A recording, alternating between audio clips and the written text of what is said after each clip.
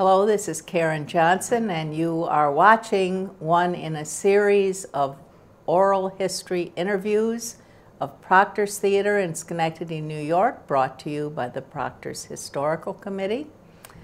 Today is February 3rd, 2017, and we're very pleased to have as our guest today Kathe Sheehan, formerly of the costumer, now retired, but the costumer has had such a relationship with Proctors from the very beginning. And I thought maybe to put it in context, you could tell us a little bit about your involvement with that business and what it does and what it is. And well, as you mentioned, the costumer was started in 1917, so it is now our 100th birthday. And the other day, a young person I was talking to said, I was explaining to her that the costumer was 100 years old, and she said, "Oh, really? Did you start it?" And I the young. thought for a minute, and I thought, well, no, I really didn't start it. And I left it at that, and a few days later, another young person said the same thing to me. "Did you start it?" So then I really got thinking about it, and I decided, I think I'll blame it on the new math. That's a good thought. Because I did not start the costumer. It was started in 1917, as I said, by Anna White, who began by bartering dance lessons for her daughter Gertrude White, who became a pretty famous Schenectady dance teacher, for her dance recital costumes. So she would make the recital costumes for other kids in the class, and then she would get free dance lessons for her daughter. And she got quite a reputation for herself, and before you know it, she was taking the train from the Schenectady train station to New York and fitting costumes on the Rockettes, Wow. bringing them home in her little satchel and doing the alterations. And that was the start of the costumer. And she started at 238 State Street, which is just down the road here from Proctors.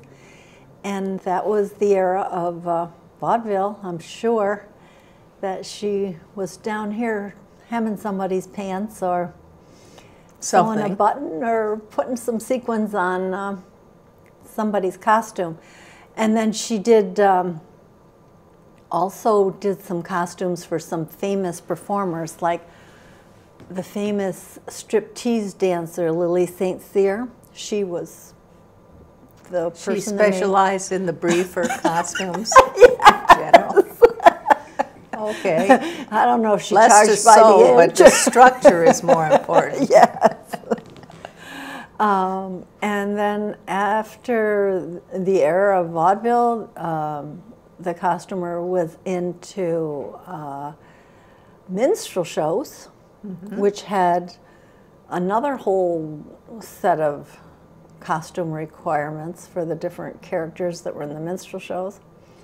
And I'm sure that there were probably minstrel shows on Proctor's stage as well. And so I don't really know what Mrs. White might have done here, but I'm sure she did a lot.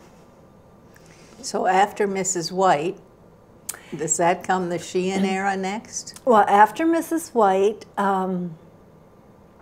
Mrs. White worked well into her 90s when she fell off a ladder and clunked her head. So I personally tried to avoid the ladder my last few years at the costumer. Good plan.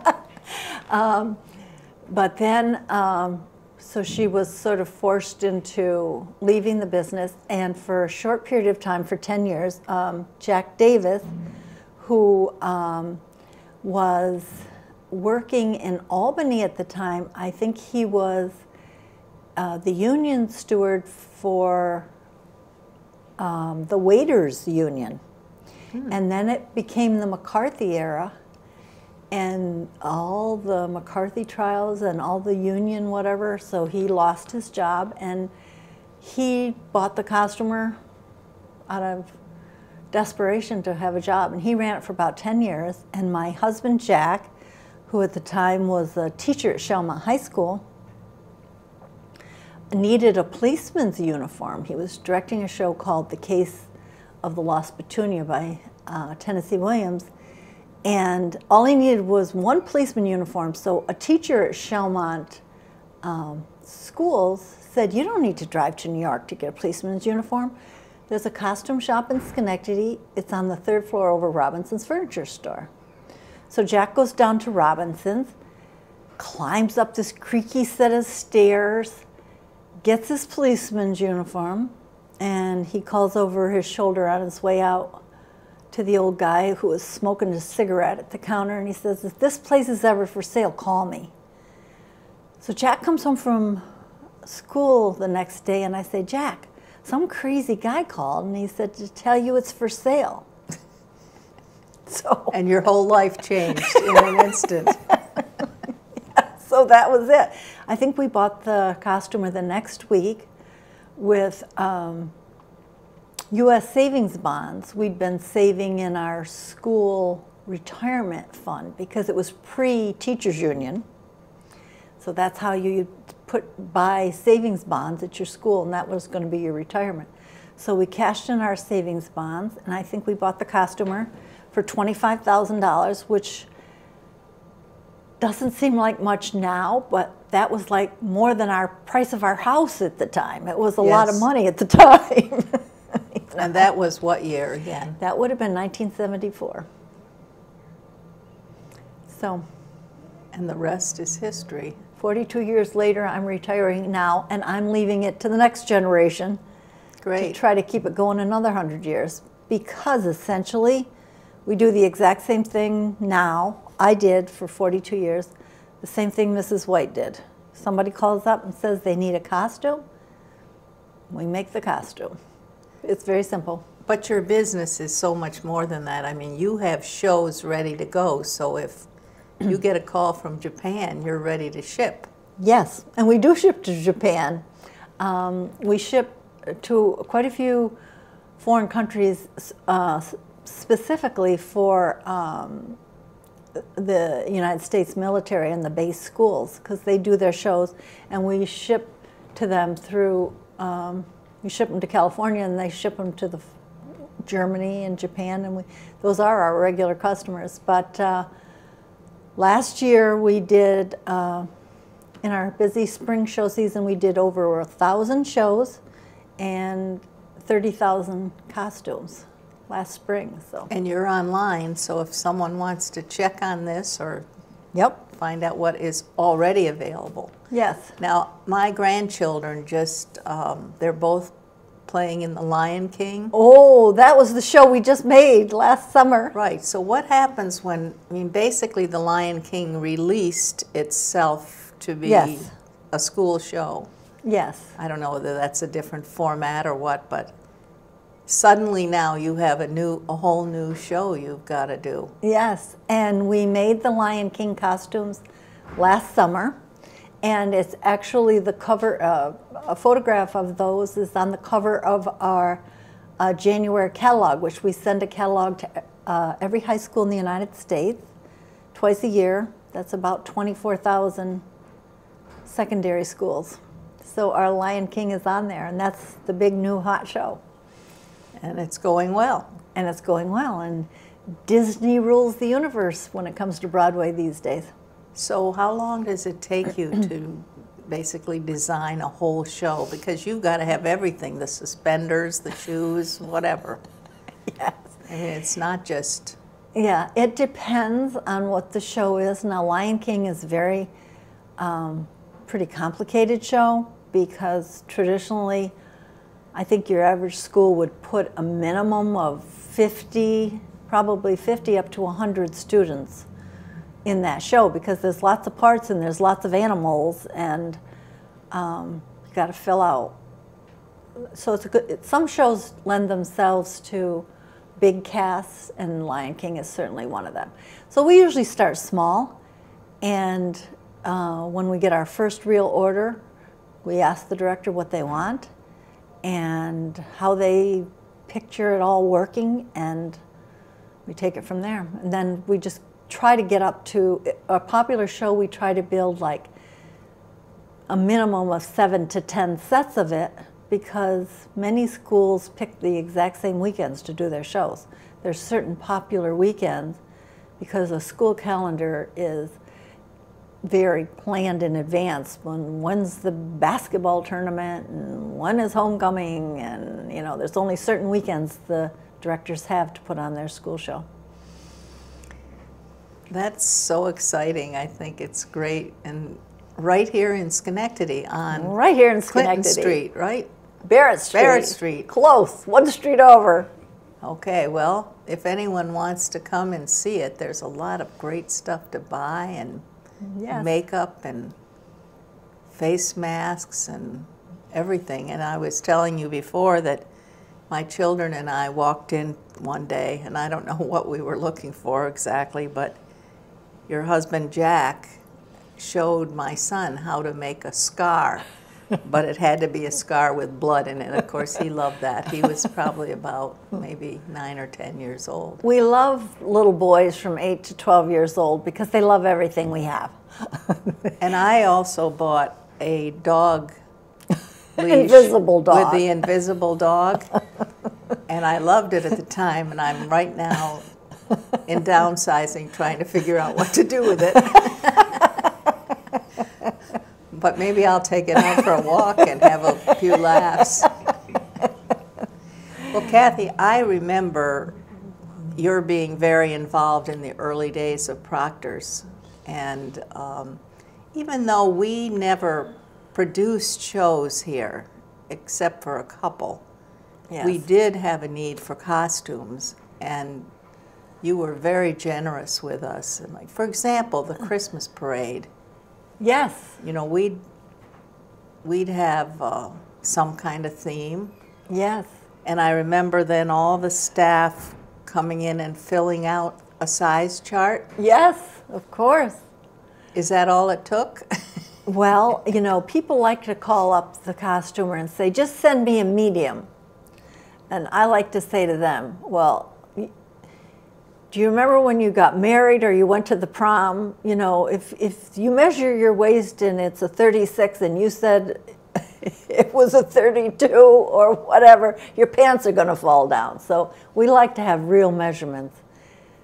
People don't really know what size they are till they get the tape measure out. And it's not pleasant. I'll be the first to admit I don't like to take my waist measurement either, but it's better that your pants stay up. Well, we had a lot of volunteers doing this as well as staff. But I remember the kindness that you showed Proctors, in that, generally speaking, we were trading costumes for Yes, tickets. Exactly. So that there was no cash between us. And I think in those days when there wasn't much cash at Proctors, that was a very good thing for them. Very lucky that you were willing to do that. Oh, we were always thrilled to do anything with Proctors because we're all about the same mission, and that is sharing theater with the world. I was a high school drama teacher, as was my husband, and I think theater is so important. In some states in the United States, you're required to take theater as a high school student, just like you're required to take music and art. In New York State, I think most students are required to take at least one semester of art and music. I think theater should be required too, because theater is it's educational, it's fun, and it changes a lot of lives. And I think for students to have the experience of standing on a stage and maybe only singing one song or saying one line, I guarantee they'll remember that their whole life. And when we talk to people that have been in shows 20 years ago, most of them can tell you just exactly what their costume was. We probably still have it. We don't throw anything out. Well, that's good. Probably wasn't worn that much either. No, and I think theater is one of the great arts that we have to share, and so of course we support anybody that's interested in it. Did you have anything to do with the off-Broadway babies and the Christmas shows that were put on? We have done the Melodies of Christmas here at Proctors for, I don't know, 30-some years. And which part did you do in that? Well, we do all the costumes Oh. for the Melodies, and that's has always been to raise money for the children's cancer unit at Albany Med, and we've done that for years and years. I forgot about the fact that during the just before intermission, all these characters come out Yes. and walk around, and the little kids are just thrilled to see them. Yes, we do that, and then we do all the dancers, and then Santa and all his crew. So do you have any idea how many Santa costumes it takes to supply the world in your world? Well, I first have to say that my own grandchildren believe in Santa Claus, even though they always come to the store and see that we have about 200 of them there. Well, those are maybe not the real ones. Well, that could be your story. I don't know what. So you've come to a lot of shows at Proctors yourself over the years. Yes, yes, I have. And not only Proctors, but I think about the arcade. Even in the years when Proctors was closed, which I'm not even sure how many years that was, the arcade was always the pass-through from one side of Schenectady to the other. And I worked, of course, just a couple doors down. I think I walked through Proctors Arcade almost every day of my life. So that's really changed a lot too, hasn't it? Yes, it really has. And I remember when Proctors was just a movie theater. I particularly remember coming with my husband Jack to see Blazing Saddles. Do you remember that movie? Yes. It was the most ridiculous movie, and I remember sitting there, and my husband was laughing his head off over bean jokes and all this ridiculous stuff, and I'm looking around at this fabulous theater and how glorious and sophisticated it is, and my husband's rolling on the floor laughing at bean jokes. Well, he had a good time. He had a very good time on it. I can still picture it now. Yeah, that's funny. I also had the great honor of dancing on Proctor's stage in the Nutcracker in the 90s with my daughter in the party scene, at first act party scene. And then just a few years ago, I had the privilege to dance again with two of my granddaughters in that same party scene with the next generation. So we had wonderful. 3 generations of Were you trained family. as a dancer?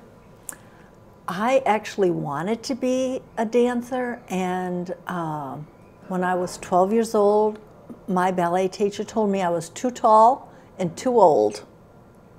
Well, not 100 though, right? At 12, I was too old. This is bad news, isn't It it? was not good. Well, Kathe, so nice to have you here, and even though you're not the owner of the costumer anymore, you're a very important part of Proctor's history, and certainly the celebration of 100 years of a business is really a wonderful thing. Do you have any other things you want to mention or bring up?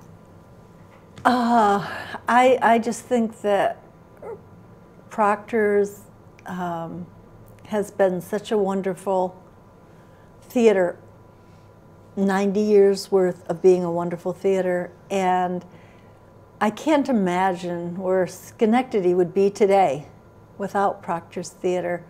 I remember it being closed. I remember it going through a couple of openings and closing back up, and we're so grateful to all the people going back to Dennis Madden and the people that had the city of Schenectady for selling Proctors to whatever organization, however they did that for $1 or what they did, has been just such a gift. And it is truly a jewel. Well, thank you so much for spending your time with us today, and I'd like to thank our guests for watching. This has been a presentation of the Proctors History Committee on February 3rd, 2017. It's part of our program to preserve the real people who were involved and engaged in making Proctors happen. So thank you again.